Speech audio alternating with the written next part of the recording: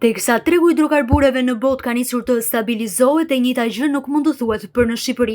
Edhe pse bursa ndërkombëtare janë hapur sot me një ulje të ndjeshme të çmimeve, në vendin tonë çmimi i naftës dhe i benzinës vijon të jetë njësoj duke arritur shifrën e 216 lekëve.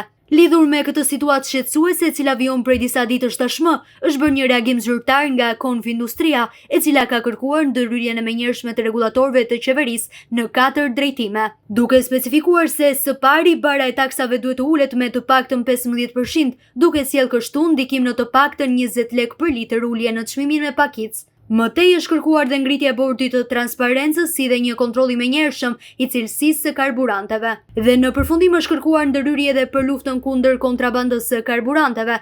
Çmimet me pakicë të naftës në tregun vendor ka koshja në nivele 2.15-2.2 euro për litër, ndjeshëm më të larta se shtetet e rajonit dhe mjaft shtetet të Bashkimit Evropian. Sa më sipër sjell goditje shtesë të fortë shkatëruese mbi industrinë, prodhimin vendor dhe qytetarët.